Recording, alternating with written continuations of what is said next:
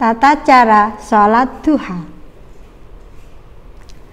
Assalamualaikum warahmatullahi wabarakatuh. Anak-anakku yang Bu Rina sayangi, apa kabarnya hari ini? Hari Rabu yang ceria. Anak-anak, semoga kalian di rumah beserta keluarga tetap dalam keberkahan dan kasih sayang Allah Subhanahu wa Ta'ala. Tetap sehat walafiat, dapat melaksanakan aktivitas dengan baik. Begitu juga dengan Bapak Ibu guru, baik di madrasah maupun di rumah, tetap dalam perlindungan dan kasih sayang Allah juga. Amin ya rabbal alamin. Anak-anakku, hari ini kita berjumpa lagi dalam mata pelajaran fikih untuk kelas 4 nggih. Kalian persiapkan bukunya, buku paket fikih ya. Seperti biasa, kalian buka halaman 125. Kemarin kita sudah mempelajari ya tentang sholat duha, yaitu pengertian dari sholat duha, kemudian hukum sholat duha itu apa, kemudian waktu pelaksanaan sholat duha itu kapan ya. Nah, untuk hari ini kita akan mempelajari tentang tata cara sholat duha. Anak-anak, tentu kalian masih ingat ya, sekarang kalian kelas 4, berarti kemarin kamu kelas 3 masih sempat mengikuti sholat duha di madrasah sebelum ada pandemi corona ya. Walaupun cuma beberapa kali, masih beberapa kali, tetapi kalian sudah sedikit banyak mengetahui bagaimana sholat duha ketika di madrasah dengan pendampingan dari Bapak Ibu guru ya. Nah, hari ini kita akan mempelajari tentang tata cara sholat duha sambil kalian mengingat-ingat, oh ketika aku sholat kemarin seperti ini, ketika aku berdoa kemarin seperti ini, gitu ya. Nanti ketika kita sudah pembelajaran normal lagi, pandemi corona sudah tidak ada lagi dan kita bisa belajar tatap muka, kalian akan melaksanakan langsung dan mempraktekannya secara langsung di madrasah untuk sholat duhanya sesuai dengan jadwal yang sudah ditentukan. Sudah siap nggih? Jadi kalian harus paham, harus tahu apa saja syarat-syaratnya, bagaimana tata caranya, seperti apa doanya ya. Terus apa dari keutamaan dari sholat duha tersebut. Nah, baik anak-anak. Nah, sholat duha itu dikerjakan 2 rakaat dengan 1 salam ya. Hampir semuanya dari sholat sunnah itu pelaksanaannya 2 rakaat dengan 1 salam, kecuali kalau untuk witir ya. Witir itu biasanya ganjil. Nah, terus sholat Jumat jumlah rakaat sholat duha itu minimal 2 rakaat dan paling banyak atau maksimal itu 8 rakaat. Rasulullah sendiri itu melaksanakan sholat untuk sholat duha kadang-kadang 4 rakaat, kadang-kadang 8 rakaat, jadi tidak mesti ya. Nah, untuk kalian biasanya di madrasah cukup berapa anak-anak? 2 rakaat saja ya, untuk belajar dan juga pengenalan terhadap sholat duha. Nanti kalau kalian sudah besar bisa membiasakan setiap hari sholat duha. Nah, bagaimana tata cara sholat duha itu? Sholat duha itu dikerjakan secara munfarid anak-anak ya. Bagaimana maksudnya munfarid? Dikerjakan sendiri-sendiri, tidak berjamaah. Lah Bu, kalau di madrasah kok berjamaah Bu? Terus ada teman yang menjadi imamnya Bu ya? Karena dalam rangka pembelajaran. Tetapi ketika nanti praktek sendiri di rumah secara langsung, atau nanti kalau kamu udah besar, sholat duha itu dilaksanakan sendiri-sendiri, tidak berjamaah. Kalau di madrasah karena pembelajaran ya, jadi secara bersama-sama, terus nanti diajari tata caranya seperti apa, doanya seperti apa, supaya lebih mudah. Nanti kalau udah hafal caranya, doanya, terus pelaksanaannya kapan, bagaimana, nanti kalian tinggal melaksanakan itu ya. Anak-anak, saya ulangi, sholat duha dilaksanakan sendiri-sendiri atau secara munfarid nggih. Bisa 2 rakaat, 4 rakaat atau 8 rakaat. Ingat, dengan tetap setiap 2 rakaat salam. Kemudian tata cara dari sholat duha itu hampir sama dengan sholat sunnah yang lain ya anak-anak nggih. Yang pertama berdiri sempurna, nanti menghadap kiblat bagi orang yang mampu berdiri nggih. Kalau tidak mampu berdiri atau sedang sakit, maka sesuai dengan aturan melaksanakan sholat bagi orang sakit nggih. Yang kedua, niat sholat dan takbiratul ikhram itu dengan membaca Allahu Akbar ya. Kedua tangan atau telapak tangan itu diangkat sejajar dengan telinga, Allahu Akbar gitu ya. Nah, di sini dalam niat sholat duha anak-anak sudah tahu ya kemarin bersama-sama nggih. Pripun anak-anak? Usolli sunnatat duha rakaataini lillahi ta'ala gitu ya. Usolli sunnatat duha rakaataini lillahi ta'ala. Aku niat sholat duha 2 rakaat karena Allah Ta'ala ya, sangat singkat jadi kalian mudah hafal nggih. Yang ketiga yaitu kita bersedekap begini ya, telapak tangan kiri diletakkan di atas pusar, terus telapak tangan kanan diletakkan di atas pergelangan tangan kiri, jadi begini nggih.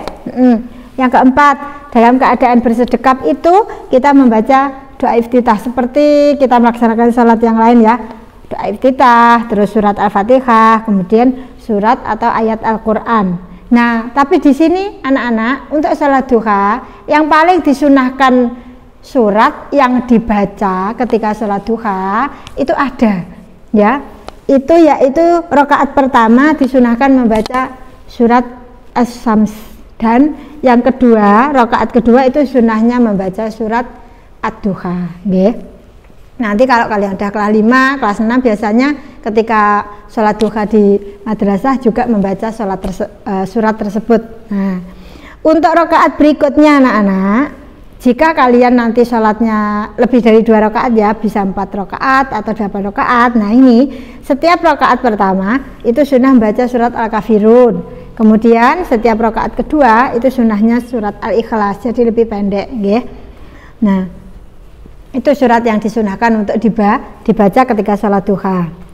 Tata cara yang kelima, rukuk dengan membaca doa rukuk ya, seperti biasa nggih, subhana rabbiyal azimi wa bihamdi. Kemudian iktidal dengan membaca doa rabbana lakal hamdu sami Allahu liman hamidah nggih.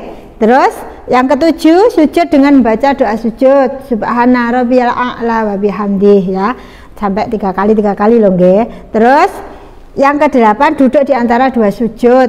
Seperti apa?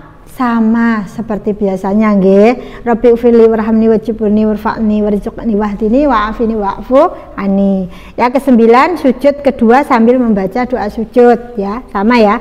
Terus yang ke-10, berdiri untuk melakukan rakaat kedua. Berarti bacaannya sama ya, surat Al-Fatihah, terus nanti membaca surat pendeknya tadi apa? Ya, Ad-Duha nggih. Kemudian yang ke-11 lanjut, setelah itu nanti rukuk, kemudian juga iktidal, sujud, lanjut seperti. Terus nomor 11, duduk akhir dengan membaca tasyahud akhir. Bacaannya juga sudah hafal nggih. Yang ke-12 membaca salam pertama dengan menoleh ke kanan, kemudian salam kedua menoleh ke kiri, sama ya. Cuma tadi ada surat yang disunahkan untuk dibaca itu. Terus pelaksanaan sholat duha kemarin sudah ya. Kalau kita waktu utamanya adalah sekitar 8:30 itu untuk waktu Indonesia Barat nggih. Kemudian anak-anak doa. Nah di sini setiap sholat itu biasanya ada doa-doanya ya. Kalau untuk sholat duha ini kita biasanya di masjid, kalau praktek di madrasah nggih itu membaca doanya bersama-sama. Mari kita ulangi, kamu pasti sudah bisa. Nah kita mengulangi bersama-sama nggih, berdoa setelah sholat duha. Bismillahirrahmanirrahim ya. Allahumma inna duha'a duha'uka wal baha'a baha'uka wal jamala jamaluka wal quwwata quwwatuka wal qudrata qudratuka wal ismata ismatuka. Allahumma in kana rizqi fis sama'i fa'anzilhu wa in kana fil ardi fa'akhrijhu wa in kana muassiran fayassirhu wa in kana haraman fatahhirhu wa in kana ba'idan faqarribhu bihaqqi duhaika wa bahaika wa jamalika wa quwwatika wa qudratika atini ma ataita ibadika sholihin. Nah, itu doa yang dibaca setelah sholat duha, nggih. Anak-anak, nah di sini yang terakhir keutamaan dari sholat duha, ya. Apa toh sebenarnya keutamaan sholat duha? Nah ini ternyata ada banyak keutamaannya, anak-anak, nggih. Siapapun yang melaksanakan sholat duha akan mendapatkan keutamaan berikut ini. Apa saja? Satu, merupakan amalan harian yang diwasiatkan oleh Rasulullah. Jadi Rasulullah sendiri mewasiatkan untuk kita selalu sholat duha setiap harinya, nggih. Kemudian yang kedua, sholatnya orang-orang yang taat terhadap perintah Allah, nggih. Semoga kita juga termasuk orang-orang yang taat terhadap perintah Allah. Amin. Yang ketiga, 2 rakaat sholat duha itu sama nilainya dengan sedekah. Jadi kalau kamu setiap hari rutin melaksanakan sholat duha, berarti kamu setiap hari juga melaksanakan sedekah. Nah itu kelebihannya ya. Yang keempat, 4 rakaat sholat duha akan membawa kecukupan.